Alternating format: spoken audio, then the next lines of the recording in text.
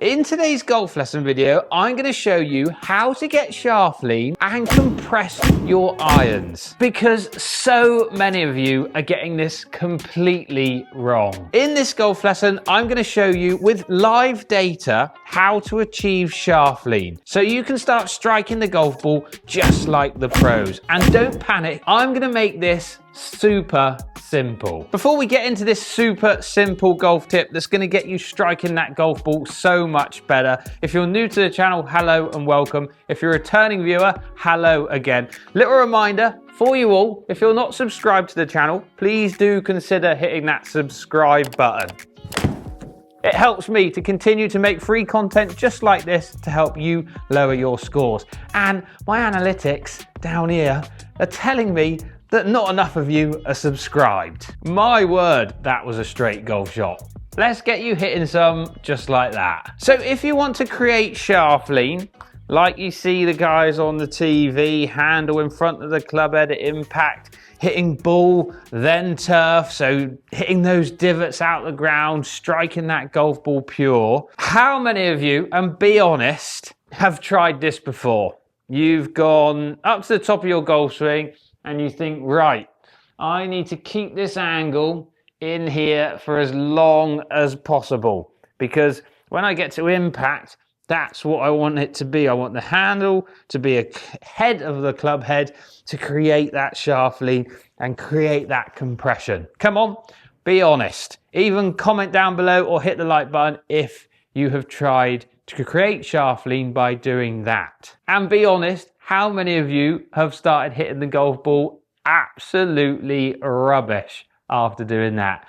Well, that's because it's completely wrong. And just a little side note, the projector's not working. I've got the old launch monitor on the screen over there, and I do a nice overlay on the screen here. So it still looks like it's working from this angle, but not that angle. So if keeping this angle, what people would call lag, for as long as possible is completely wrong, what's right? Getting rid of that angle, would you believe, is actually right. And because you're watching this video, you've probably searched things on YouTube like how to shallow the golf club, because that's what the golf pros do on TV. They get the club shallowing nicely. This is going to do that for you as well. Before we go into the live data, and please don't panic, it's really simple to understand, and I'm going to make it as basic as possible. So don't switch over, it's going to be simple. If I was to go to the top of my swing and keep this lag for as long as possible, okay, when I start to get to around here and I start adding my turns in, this club is going to go outside of my hands really early, look. So I've kept that, I've kept the angle, I keep turning, and that club is now outside of my hands. This would be inside, that's outside. Now, if I keep this angle in for this long, I literally am just going to crash into that golf ball and hit absolutely awful shots, tops, slices, paths of the golf club going out to in. So you're going to start slicing that golf ball really bad. We want your club to be inside your hands by the time it gets to around parallel to the floor, which then will allow you to get that release and that club moving out towards the golf ball to start striking it properly. And you might already see, look, I'm getting shaft lean here from this angle. Look, if I turn straight onto that camera, I've got shaft lean, haven't I? I haven't had to keep this angle and then crash to then get shaft lean. That's not what golf pros look like. They look more like this, don't they? With their arm pretty much straight in line with that shaft. So our goal is to keep that club head behind our hands by the time it gets to parallel to the floor. Then you can start throwing that club out towards the golf ball. So I'm going to put my Hack Motion wrist sensor on now and show you some live data and it's going to be really simple, don't worry. So watch these numbers on the screen. We're going to be looking at the ulnar number. So ulnar and radial is how your wrist moves in this direction. So if I put my hand with my thumb up in the air, it moves my thumb up and it moves my thumb down. So radial and ulnar, that's the number we're going to be looking at. If I go to the top of my swing, I go into radial. Okay, so I've got rid of all of my ulnar, which is what my grip is at the start. So my hand is moving down and then I'm gripping it. Okay, I lose all of that by the time I get to the top of my swing and I move into radial. Okay, so I'm up into the top of my backswing here. Now, if I keep this radial in my swing and this lag, what you would call lag, this angle, and I keep it in there, keep it in there, keep it in there. Look at where that club is going already. It's outside my hands. If I start adding some turns in, look at where that club is now. If I was to go into ulnar, around where I started, 28 degrees, have I still got shaft lean? Yes. Does this look more natural and more like you see the pros on the TV? Yes. If I go to the top of my swing and try and keep this club behind my hands, look at what's happening to that ulnar and radial number. I've lost my radial. I'm into ulnar.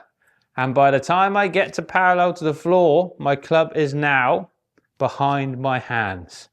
Shallowing the golf club, if you want to call it that, because people want to see this shallowing move. But people want to also create lag.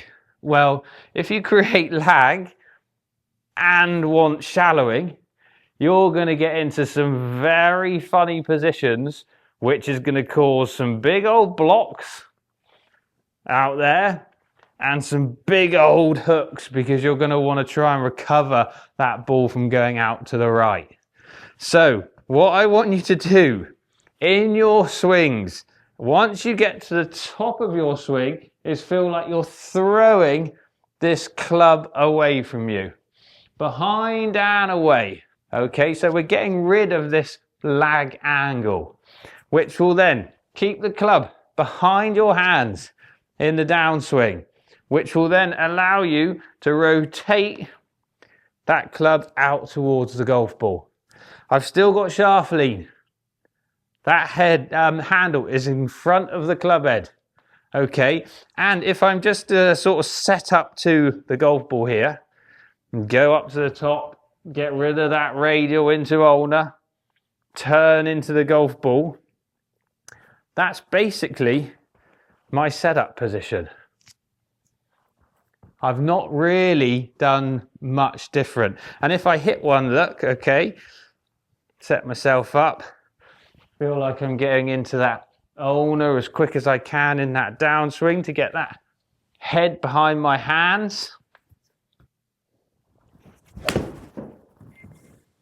Have a look at my ulnar and radial deviation at address. I have 35 degrees of ulnar in my wrists. At the top, I go into radial because I start cocking my wrists, etc., etc. But then when I get back to impact, all of that has completely gone. I'm back down to 38 degrees into ulnar.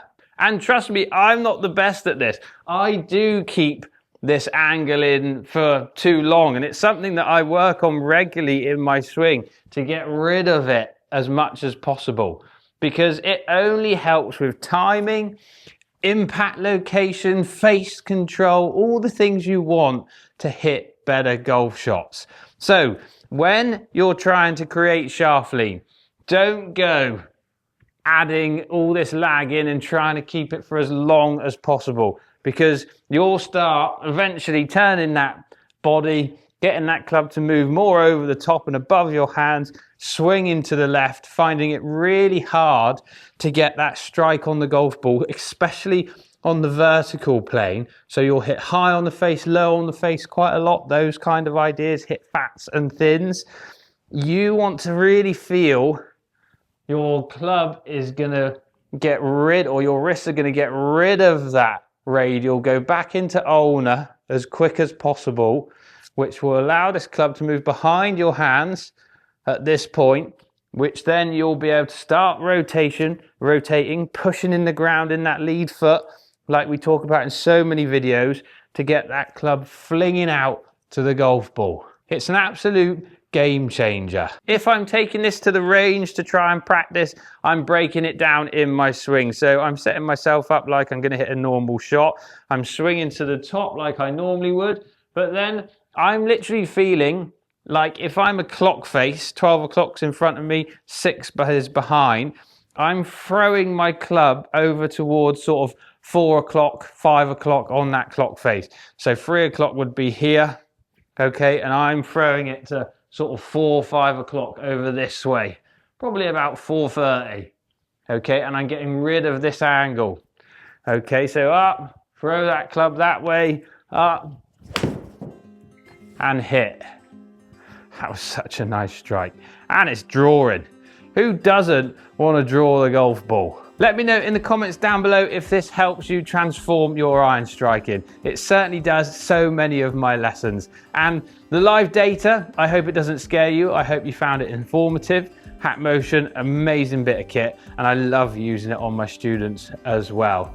Let me know in the comments down below if this helped. And as always, a little reminder for you all, if you're not subscribed to the channel and you do enjoy the content, please do consider hitting that subscribe button. It helps me to continue to make free content just like this to help you lower your scores. Thanks all for watching. I'll see you in the next one.